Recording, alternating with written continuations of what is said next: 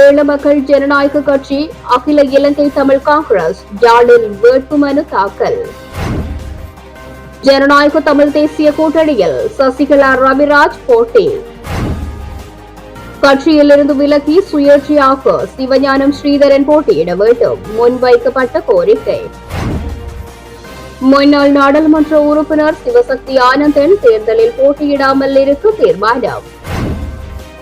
பாலஸ்தீன யுத்தம் ஆரம்பித்து ஓராண்டு நிறைவு தினம் என்று யுத்தத்தை நிறுத்துமாறு மட்டக்களப்பில் அமைதி பேரணி.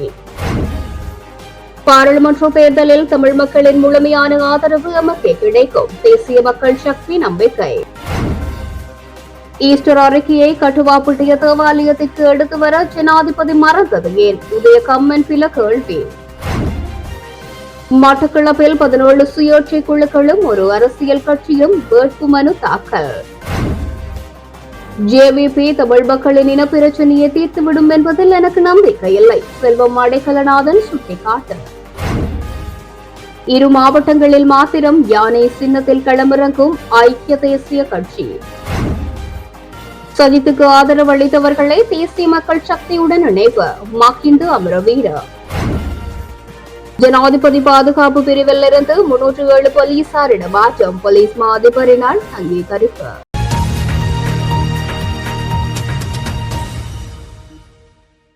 மறைந்து முன்னாள் பாராளுமன்ற உறுப்பினர் ரவிராஜின் மனைவி சசிகலா ரவிராஜ் எதிர்வரும் பாராளுமன்ற தேர்தலில் ஜனநாயக தமிழ் தேசிய கூட்டணியின் சங்கு சின்னத்தில் யாழ்ப்பாணம் மாவட்டத்தில் களமிறங்க உள்ளதாக தெரிவித்தார். வணக்கம். நான் இன்று இந்த ஜனநாயக தமிழ் தேசிய கூட்டணியுடன் இணைந்து அவர்கள் எல்லோருடன் சேர்ந்து பயணித்து இந்த எதிர்வரும் பாராளுமன்ற தேர்தலில் போட்டியிடப் போவதையிட்டு நான் மிகவும் பெருமைப்படுகின்றேன். எனது கணவர் மாமனிதர் ரவிராஜின் பாதையில் நான் தொடர்ந்து பயணித்து தமிழ் தேசியத்துக்காக நான் தொடர்ந்து பயணித்து அவர் விட்ட பயணத்தை தொடர வேண்டும் என்று எண்ணி இந்த கூட்டணியுடன் நான் சேர்ந்து இயங்குகின்றேன். முன்னாள் நாடாளுமன்ற உறுப்பினர் சிவசக்தி ஆனந்தன் பாராளுமன்ற தேர்தலில் போட்டியிடப் போவதில்லை என தெரிவித்துள்ளார். EPRLF கட்சியானது ஜனநாயக தமிழ் தேசிய கூட்டணியில் அங்கத்துவம் வகிப்பதுடன் சங்கு சின்னத்தில் போட்டியிடுகின்றது. இதில் அக்கட்சியின் செயலாளரும் முன்னாள் நாடாளுமன்ற உறுப்பினருமான சிவசக்தி ஆனந்தன் வன்னி தேர்தல் தொகுதியில் போட்டியிடுவார் என அறிவிக்கப்பட்டிருந்தது. ஆனாலும் மக்கள் எதிர்பார்க்கும் மாற்றத்துக்கு ஏற்ப இளைஞர்களுக்கும் புதியவர்களுக்கும் வழிவிடும் முகமாக இம்முறை தேர்தலில் போட்டியிடாமல் இருப்பதற்கு தீர்மானித்துள்ளதாக சிவசக்தி ஆனந்தன் தெரிவித்துள்ளார். அகில இலங்கை தமிழ் காங்கிரஸ் யாழ்ப்பாண தேர்தல் மாவட்டத்துக்குரிய வேட்பு மனுக்களை இன்றைய தினம் கையளித்தனர். எதிர்வரும் நாடாளுமன்ற தேர்தலில் போட்டியிடுவதற்காக முன்னாள் பாராளுமன்ற உறுப்பினர் கஜேந்திரகுமார் பொன்னம்பலம் தலைமையிலான அகில இலங்கை தமிழ் காங்கிரஸ் இன்றைய தினம் யாழ்ப்பாண தேர்தல் மாவட்டத்தில் வேட்புமனு தாக்கல் செய்தனர். இன்றைய தினம் நண்பகல் யாழ்ப்பாண மாவட்ட செயலகத்தில் அவர்கள் வேட்புமனுவை தாக்கல் செய்திருக்கின்றார்கள். அகில இலங்கை தமிழ் காங்கிரஸ் சைக்கிள் சின்னத்தில் களமிறங்குகின்றமை குறிப்பிடத்தக்கது. வேட்புமனு தாக்கலுக்கு முன்னர் வேட்பாளர்கள் தியாக தீபம் திலீபனின் நினைவு தூவியில் அஞ்சலி செலுத்தியிருந்தார்கள். இதேவேளை ஈழமக்கள் ஜனநாயக கட்சியினர் யாழ்ப்பாண தேர்தல் மாவட்டத்துக்குரிய வேட்புமனுவை இன்றைய தினம் கையளித்தனர். எதிர்வரும் நாடாளுமன்ற தேர்தலில் போட்டியிடுவதற்காக முன்னாள் அமைச்சர் டக்ளஸ் தேவானந்தா தலைமையிலான ஈழமக்கள் ஜனநாயக கட்சியினர் இன்றைய தினம் பிற்பகல் 12 மணியளவில் யாழ்ப்பாண மாவட்ட செயலகத்தில் தங்களுடைய வேட்புமனுவை தாக்கல் செய்திருக்கின்றார்கள். ஈழமக்கள் ஜனநாயக கட்சியினர் வீணை சின்னத்தில் களமிறங்குகின்றமை குறிப்பிடத்தக்கது. நடைபெற இருக்கின்ற தேர்தலில் வடக்கு கிழக்கு மாவட்டங்களிலையும் கொழும்பு உள்ளடங்களாகவும் ஈழமக்கள் ஜனநாயக கட்சி EPDP இந்த முறை தங்களுடைய வேட்பாளர்களை நிறுத்தி வருகின்றது. மத்தியில் கூட்டாட்சி, மாநிலத்தில் சுயாட்சி என்ற எங்களுடைய இலக்கை அடைவதற்கு இந்த வர இருக்கின்ற தேர்தலில் எங்களுடைய மக்கள் எங்களுக்கு அமோகமாக வாக்களித்து எங்களை வெற்றி பெறச் செய்வார்கள் என்று நான் நம்புகின்றேன். இந்த தரம் கொழும்பில் போட்டிக்கிறதுக்கு காரணங்கள் இருக்குது, விசேட காரணங்கள் என்று அல்ல. ஆனால் கொழும்பிலையும் எங்களுடைய ஆதரவாளர்கள் அங்கே இருக்கக்கூடிய மக்கள் இந்த முறை ஒரு கோரிக்கையை விடுத்தபடியினால் நாங்கள் இந்த முறை கொழும்புலையும் போட்டி போடுகின்றோம். புத்தள மக்களும் கேட்டிருக்கின்றார்கள். ஆனால் எங்களுக்கு அந்த நேரம் பொருந்தி வராதபடியினால் நாங்கள் அதை பற்றி நாம் யோசிக்க இல்லை. சிங்கள வேட்பாளர் போட்டிக்காம தமிழ் வேட்பாளர் 3 தரப்பும். அண்ட் அங்கே கொழும்பு பல மொழி, பல மத, பல இன மக்கள் இருக்கின்றபடியினால் எல்லாரையும் பெண்ணத்துவப்படுத்தி முன்னெடுக்க வேணும் என்ற வகையில் எங்கள் தேசிய நல்லிணக்கத்தை IPDP ஆரம்ப காலம் தொட்டு சொல்லி வருகின்ற தேசிய நல்லிணக்கத்தை வெளிப்படுத்துகின்ற வகையில் நாங்கள் அதை அமைத்திருக்கின்றோம். இதேவேளை வன்னி மாவட்டத்தில் பாராளுமன்ற தேர்தலுக்கான வேட்புமனுவினை ஈழமக்கள் ஜனநாயக கட்சி இன்றைய தினம் தாக்கல் செய்திருந்தமை குறிப்பிடத்தக்கது. எதிர்வரும் பாராளுமன்ற தேர்தலில் தமிழ் மக்களின் அமோக ஆதரவு தேசிய மக்கள் சக்தியினருக்கு கிடைக்கும் எனவும் அதன் மூலம் 3/2 பெரும்பான்மை பலத்தை பெற முடியும் என்ற நம்பிக்கையுள்ளதாகவும் தேசிய மக்கள் சக்தியின் நிறைவேற்றுக் குழு உறுப்பினரான சட்டத்தரணி சுனில் வட்டகலா தெரிவித்தார். இது தொடர்பில் அவர் மேலும் தெரிவிக்கையில், எமது தலைவர் ஜனாதிபதி அனுரகுமார திசுநாயக்கு எளிமையானவர். தனது நடத்தை மூலம் அவர் அதனை உறுதிப்படுத்தி வருகின்றார். மக்கள் நமக்கு வழங்கியுள்ள பொறுப்பு உரிய வகையில் நிறைவேற்றப்படும். ஜனாதிபதி தேர்தலின் போது வடக்கு கிழக்கில் இருந்து எமக்கு விழாத வாக்குகள் நாடாளுமன்ற தேர்தலில் கிடைக்கும் என உறுதியாக நம்புகின்றோம். அந்த ஆதரவுடன் 3/2 பெரும்பான்மை பலம் கிட்டும் என்றும் எதிர்பார்க்கின்றோம். தேசிய மக்கள் சக்தியினர் இனவாதிகள் அல்ல. அனைவருக்கும் சம உரிமை வழங்கி இலங்கையர்கள் என்ற நாமத்தை தேசிய மக்கள் சக்தியால் தான் காக்க முடியும் என்பது மக்களுக்கு தெரியும். எனவே ஜனாதிபதி தேர்தலின் போது தமிழ் முஸ்லிம் மக்களிடமிருந்து கிடைக்கப்பெற்ற வாக்குகள் நாடாளுமன்ற தேர்தலில் நிச்சயம் இரட்டிப்பாகும் என்றும் தெரிவித்தார். இலங்கை தமிழரசு கட்சியின் வேட்பாளர் பட்டியலில் இருந்து ஸ்ரீதரன் விலகி சுயேட்சையாக போட்டியிட வேண்டும் என இலங்கை தமிழரசு கட்சியின் மகளிர் அணி செயலாளர் ஸ்ரீகாந்த ரூபன் விமலேஸ்வரி கோரிக்கை விடுத்துள்ளார். வவுனியாவில் இடம்பெற்ற வேட்பாளர் தெரிவு கூட்டத்தில் யாழ் கிளிநொச்சி மாவட்டத்துக்கான வேட்பாளர்கள் தெரிவு செய்யப்பட்டு பெயர் விவரம் அறிவிக்கப்பட்டது. எனினும் இவ்வாறு அறிவிக்கப்பட்ட பெயர்களில் அதிகளவான நபர்கள் சுமந்திரன் அணிக்கு சார்பானவர்கள் என பகிரங்கமாக குற்றச்சாட்டு முன்வைக்கப்பட்டது. இது தெரிவானது முறையற்ற விதத்தில் இடம்பெற்றுள்ளதாக குறிப்பிட்டு தவராசா அவர்கள் ஏற்கனவே தனது தமிழரசு கட்சியில் வகித்த பதவிகளை துறந்திருந்தார். அத்துடன் தமிழரசு கட்சியின் தலைவர் மாவை சேனாது ராஜா தான் வகித்த அனைத்து பொது பதவிகளையும் துறப்பதற்கு தீர்மானித்துள்ளதாக தற்பொழுது தகவல்கள் வெளியாகியுள்ளன. இந்த சூழ்நிலையில் ஸ்ரீதரன் நேற்றைய தினம் வவுனியாவில் இடம்பெற்ற சுமந்திரன் தலைமையிலான ஊடக சந்திப்பை புறக்கணித்தார். அதாவது வவுனியா 2ஆம் குறுக்கு தெருவில் உள்ள விருந்தினர் விடுதி ஒன்றில் தமிழரசு கட்சியின் வேட்பாளர் தெரிவு குழுவின் கலந்துரையாடல் இடம்பெற்றது. அதன் பின்னர் ஊடக சந்திப்பு இடம்பெற்ற வேளை குறித்த ஊடக சந்திப்பில் முன்னாள் பாராளுமன்ற உறுப்பினரும் கட்சியின் பேச்சாளருமான சுமந்திரன் அமர்ந்து கொண்டு குறித்த சந்திப்பில் கலந்து கொள்ளுமாறு முன்னாள் பாராளுமன்ற உறுப்பினர் ஸ்ரீதரன் அவர்களை அழைத்தார். ஆனால் ஸ்ரீதரன் குறித்த கூட்டத்தில் பங்கேற்கவில்லை. இதன்போது பொதுச் செயலாளர் சத்தியலிங்கம் அவர்களும் அழைத்தார். அவர் ஊடக சந்திப்பில் கலந்து கொள்ள மறுப்பு தெரிவித்ததை அடுத்து கட்சியின் இளைஞரணி தலைவர் சேயோன் மற்றும் ரஞ்சினி ஆகியோர் ஸ்ரீதரன் அவர்களை கையால் பிடித்து இழுத்து அமருமாறு கோரிய போதும் அவர் அதை ஏற்காது அங்கிருந்து வெளியேறி சென்றிருந்தார். எனவே அவருக்கும் குறித்த தெருவில் விருப்பம் இன்மை இதனூடாக வெளிப்படுத்தப்படுகின்றது. எனவே இவ்வாறான நிலையில் இவ்வாறு கோரிக்கை முன்வைக்கப்பட்டுள்ளது. ஈஸ்டர் அறிக்கையை கட்டுவாப்பட்டிய தேவாலயத்திற்கு எடுத்து வர ஜனாதிபதி மறுத்தது ஏதென பிவுதுருகெல உரிமைய கட்சியின் தலைவரும் முன்னாள் பாராளுமன்ற உறுப்பினருமான உதய கம்மன்பில கேள்வி எழுப்பியுள்ளார். கொழும்பில் இடம்பெற்ற பிவுதுருகெல உரிமையை ஏற்பாடு செய்த ஊடகவியலாளர் மாநாட்டில் கலந்து கொண்டு கருத்து தெரிவிக்கும் போதே அவர் இவ்வாறு தெரிவித்தார்.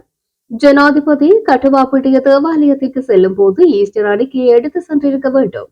ஏன் எடுக்க மறந்தார் என்று தெரியவில்லை. மக்களுக்கு நிச்சயமாக தீர்வை வழங்க வேண்டும். சும்மா மக்களுக்கு கையசைத்து செல்வதில் பலனில்லை. உயர் நீதிமன்ற நீதிபதிகளுக்கு பணம் செலவழித்து அந்த அறிக்கை தயாரிக்கப்பட்டுள்ளது. உயர்ந்த ஞாயிறு தாக்குதலுக்கான பதில் அதில் இருப்பதாக நாங்கள் நினைக்கின்றோம். அதனை மக்களும் அறிய விரும்புகின்றார்கள். எரிபொருள் விலையை குறைக்க வேண்டும் என்று மேடையில் சொன்ன போது அவர்களுக்கு பொருளாதாரம் தெரியாது அல்லது பொய் சொல்லி இருப்பார்கள். அத்தகைய எரிபொருளின் விலையை வரிகள் விதிப்பதன் மூலம் குறைக்க முடியாது. நாங்கள் இந்த முறை நட்சத்திர பதக்கத்துக்காக போட்டியிடவில்லை, வெள்ளி பதக்கத்திற்காக போட்டியிடுகின்றோம். சஜித் கூறுவது போல் நாங்கள் பிரதமர் பதவியை பெற முயற்சிக்கவில்லை. ஆட்சிக்கு வந்த அரசு தொடர அனுமதிக்க வேண்டும் என்றும் தெரிவித்தார். பொது தேர்தலுக்காக மட்டக்களப்பு மாவட்டத்தில் 17 சுயேட்சை குழுக்கள் இதுவரை கட்டுப்பணம் செலுத்தியுள்ளதுடன் 2 சுயேட்சை குழுக்கள் மற்றும் ஒரு அரசியல் கட்சி இதுவரை வேட்புமனுக்களை சமர்ப்பித்துள்ளதாக மட்டக்களப்பு மாவட்ட தெரிவத்தாட்சி அதிகாரியும் மாவட்ட அரசாங்க அதிபருமான திருமதி ஜே முரளிதரன் தெரிவித்தார். இன்று பிற்பகல் மட்டக்களப்பு மாவட்ட செயலகத்தில் நடைபெற்ற விசேட ஊடகவியலாளர் சந்திப்பின் போது அவர் இதனை தெரிவித்தார். 24ஆம் ஆண்டு நவம்பர் மாதம் 14ஆம் தேதி நடைபெற இருக்கும் பாராளுமன்ற தேர்தலுக்கான சகல ஏற்பாடுகளும் மட்டக்களப்பு மாவட்டத்திலே நடைபெற்று கொண்டிருக்கின்றது. இம்முறை 4,49,686 பேர் வாக்களிக்க தகுதி பெற்றுள்ளனர். 442 வாக்களிப்பு நிலையங்களில் இந்த வாக்களிப்புகள் நடைபெற இருக்கின்றது. தபால் மூலம் வாக்களிப்பதற்கான விண்ணப்பங்களை ஏற்றுக்கொள்ளும் தேதி நாளைய தினமாகும், அதாவது 8ஆம் தேதி நவம்பர். எனவே அதற்கு முன்பதாக தேர்தல் கடமையில் ஈடுபடும் அரசாங்க உத்தியோகத்தர்கள் தபால் மூல வாக்களிப்புக்காக தங்களது விண்ணப்பங்களை சமர்ப்பிக்கும்படி கேட்டுக்கொள்கிறேன். அதுபோல் 4ஆம் தேதி முதல் 11ஆம் தேதி வரை வேட்பாளர்கள் தங்கள் வேட்பு மனுக்களை தாக்கல் செய்ய முடியும். இதுவரை 17 வேட்பாளர்கள் கட்டுப்பணம் செலுத்தியுள்ளார். 2 சுயேட்சை குழுக்களும் அகில இலங்கை தமிழ் மக்கள் தேசிய காங்கிரசும் தங்களுடைய வேட்பு மனுக்களை தாக்கல் செய்துள்ளன. 5 தேர்தல் சட்ட விதி மீறல் முறைப்பாடுகள் கிடைக்கப்பெற்றுள்ளன. எந்த ஒரு இடத்திலும் தேர்தல் வன்செயல்கள் நடைபெறவில்லை. முதல் 11ஆம் தேதி வரை மட்டக்களப்பு மாவட்ட செயலகத்தில் வேட்பு மனுக்களை தாக்கல் செய்ய முடியும். இதுவரை 17 சுயேட்சை குழுக்கள் கட்டுப்பணத்தை செலுத்தியுள்ளார்கள். 2 சுயேட்சை குழுக்களும் அகில இலங்கை தமிழ் காங்கிரஸ் என்னும் கட்சியினரும் இதுவரை தங்களுடைய வேட்பு மனுக்களை தாக்கல் செய்துள்ளார்கள். இந்த பணிகள் அக்டோபர் மாதம் 11ஆம் தேதி 12 மணியுடன் முடிவடையும். அதன் பின்னர் யாரும் வேட்பு மனுக்களை தாக்கல் செய்ய முடியாது. வரும்பொழுது சுயேட்சை குழுக்களில் 3 பேர் மட்டுமே மாவட்ட செயலகத்துக்குள் அனுமதிக்கப்படுவார்கள். அரசியல் கட்சிகளுக்கு செயலாளர் உட்பட 4 பேர் உள்ளே வர அனுமதிக்கப்படுவார்கள். இவர்கள் எந்த ஊர்வலமாகவோ கோஷம் எழுப்பிய வண்ணமோ வருவது தடை செய்யப்பட்டுள்ளது. ஜேவிபி தமிழ் மக்களின் இனப்பிரச்சனையை தீர்க்கின்ற அல்லது தீர்த்துவிடும் என்கின்ற நம்பிக்கை எனக்கில்லை. அவர்கள் தற்பொழுது தேர்தல் ஆசனங்களை கூடுதலாக கைப்பற்ற வேண்டும் என்று சில நடவடிக்கைகளை எடுக்கின்றனர் என செலோ தலைவரும் வன்னி மாவட்ட முன்னாள் பாராளுமன்ற உறுப்பினருமான செல்வம் அடைக்கலநாதன் தெரிவித்துள்ளார். மன்னாரில் இன்றைய தினம் மதியம் இடம்பெற்ற ஊடக சந்திப்பின் போதே அவர் இவ்வாறு தெரிவித்தார். தமிழ் தேசிய கூட்டமைப்பு சார்பாக சங்க சின்னத்தில் நாங்கள் போட்டியிடுகின்றோம். வடக்கு கிழக்கில் உள்ள அனைத்து மாவட்டங்களிலும் வேட்பாளர்களை நாங்கள் தெரிவு செய்துள்ளோம். அம்பாறை மற்றும் திருகோணமலை பிரதேசங்களில் தமிழரசு கட்சியுடன் இணைந்து போட்டியிடுவதற்கான ஒப்புதலை வழங்கியுள்ளோம். தென்பகுதி மக்கள் அங்குள்ள அமைச்சர்கள் மற்றும் நாடாளுமன்ற உறுப்பினர்களின் ஊழல்களுக்கு எதிராக ஜேவிபி கட்சிக்கு வாக்களித்துள்ளனர். அந்த அலை தற்பொழுது எங்களிடம் பரவியுள்ளது. ஜேவிபியுடன் இணைந்து போட்டியிடுவதில் நமக்கு இளைஞர்கள் ஆர்வத்துடன் இருக்கின்றார்கள். ஜேவிபி தமிழ் மக்களின் இனப்பிரச்சனையை தீர்க்கின்ற அல்லது தீர்த்துவிடும் என்கின்ற நம்பிக்கை எனக்கு இல்லை. அவர்கள் தற்பொழுது தேர்தல் ஆசனங்களை கூடுதலாக கைப்பற்ற வேண்டும் என்று சில நடவடிக்கைகளை எடுக்கின்றனர். அந்த வகையில் நமது இனப்பிரச்சனையாக இருக்கலாம், நமது நிலங்கள் அபகரிக்கப்படுகின்ற விடயங்களாக இருக்கலாம்.